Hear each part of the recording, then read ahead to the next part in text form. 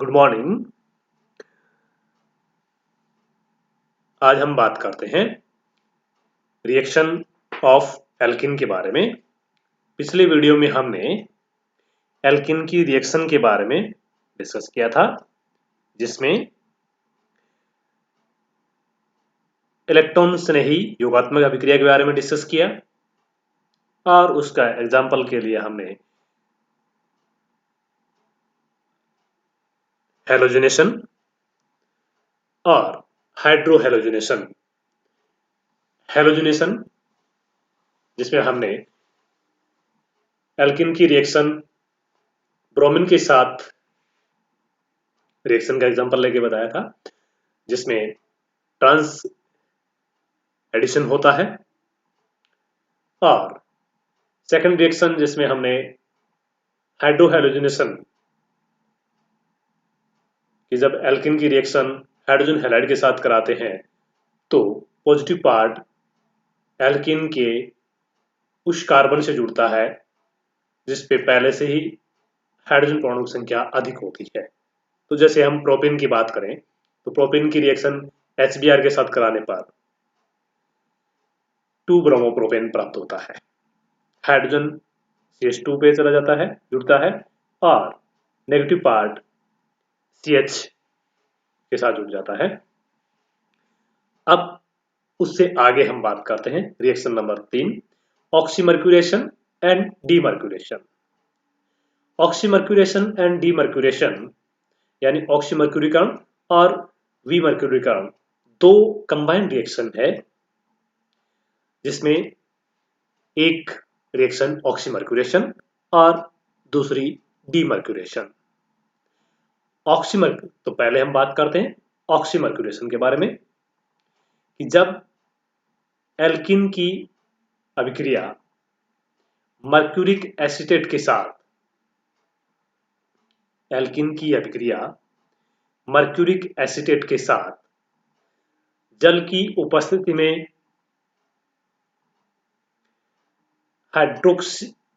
जल की उपस्थिति कराने पर हाइड्रोक्सी मर्करी यौगिक बनता है। कि जब एल्किन की रिएक्शन मर्क्यूरिक एसीटेट के साथ जल की उपस्थिति में कराते हैं तो हाइड्रोक्सी मर्करी यौगिक बनता है। इसे ऑक्सीमर्क्यूरेशन कहते हैं। जैसे प्रोपेन की रिएक्शन वाटर की उपस्थिति में मर्क्यूरिक एसीटेट के साथ कराते हैं तो हाइड्रोक्सी मर्क्यूरी कंपाउंड बनता है। इस रिएक्शन को कहते हैं ऑक्सीमर्क्यूरीकरण, ऑक्सीमर्क्यूरेशन। अब इस हाइड्रोक्सी मर्क्यूरी कंपाउंड की रिएक्शन सोडियम बोरोहाइड्रेट के साथ कराने पर यह अपचित होकर एल्कोहल बनाता है, रिड्यूस होकर एल्कोहल बनाता है, यानी एल्कोहल में रिडक्शन हो जाता है इसका। इसे कहते हैं डीमर्क्यूरेशन, यानी मर्करी यहां से हट जाता है, डीमर्क्यूरेशन। तो ऑक्सी मर्क्यूरी कंपाउंड की रिएक्शन सोडियम बोरोहाइड्रेट के साथ कराने पर NaBH4 के साथ कराने पर ये एल्कोहल बनाता है, रेस्पेक्टिव एल्कोहल बनाता है। तो यहाँ पे एक हाइड्रोजन जो हाइड्राइड है वो ट्रांसफर कर देता है यहाँ से, ये बंद के इलेक्ट्रॉन अपनी ओर, और यहाँ पे तो ये एक हाइड्रोजन ट्रांसफर कर देता है। एक हाइड्राइड ट्रांसफर करने से ये बन जाता है CH3CHOH CH3 2 प्रोपेनॉल। तो यहाँ पर एल्कोहल के अंदर ये अपचित हो जाता है। इस प्रोसेस को कहते हैं डीमर्क्यूरेशन। तो एल्कीन मर्क्यूरी कंपाउंड के साथ वाटर की उपस्थिति में रिएक्शन कर हाइड्रोक्सी मर्क्यूरी कंपाउंड बनाता है। इस प्रोसेस को कहते हैं ऑक्सीमर्क्यूरेशन। और ये second step hydroxy mercury compound sodium borohydrate के साथ रिएक्शन कर एल्कोहल में अपचित हो जाता है, इसको कहते हैं डीमर्क्यूरेशन।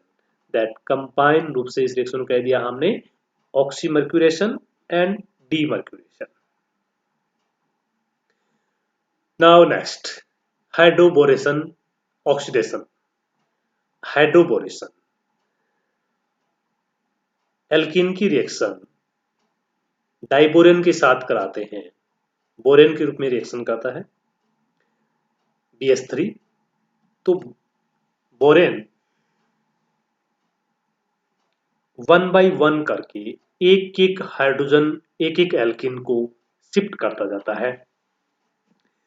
तो एक बोरेन के साथ BH3 के साथ में 3 एल्किल ग्रुप जुड़ सकते हैं। नाउ नंबर 1, एल्किन BH3 के साथ में रिएक्शन करता है, तो यहाँ पे एक हाइड्रोजन शिफ्ट हो गया, तो ये बन गया CH3 CH2 BH2। यहाँ से एक हाइड्रोजन शिफ्ट हुआ, बंद के इलेक्ट्रॉन यहाँ पे दैट्स ये हो गया CH3 CH2 BH2, यानी CH3 CH2 BH2। अब एक और एल्कीन ग्रुप यहाँ पे रिएक्शन करता है, तो फिर यहाँ से एक हाइड्रोजन इसकी ओर शिफ्ट हो जाएगा, तो एक और यहाँ एथिल ग्रुप जुड़ जाएगा, तो डाई एथिल बोरेन बन जाएगा, ethyl borane, die ethyl borane.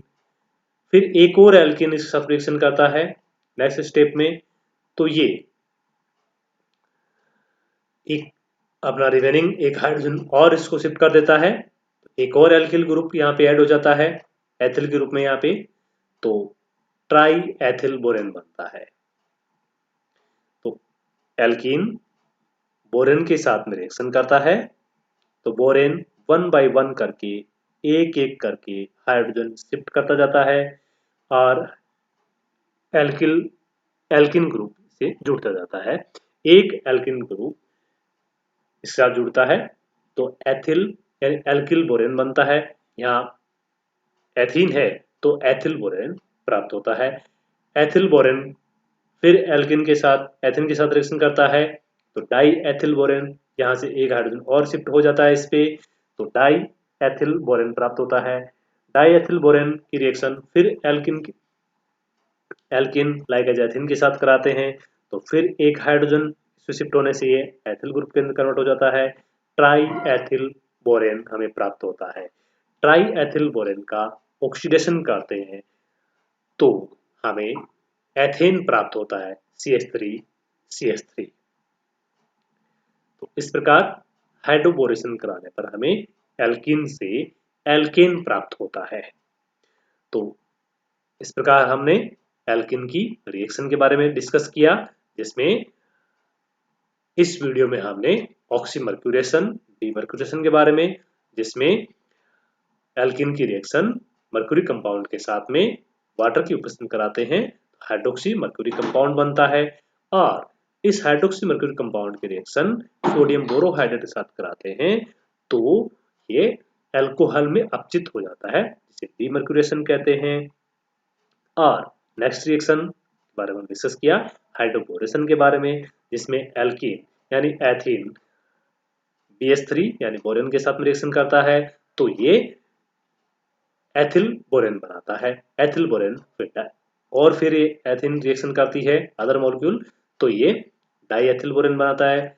एक और एथीन मॉलिक्यूल के साथ रिएक्शन करता है तो ये ट्राई एथिल बोरेन बनाता है, और इसका हाइड्रोलाइसिस कराते हैं तो ये एथेन के रूप में प्राप्त होता है।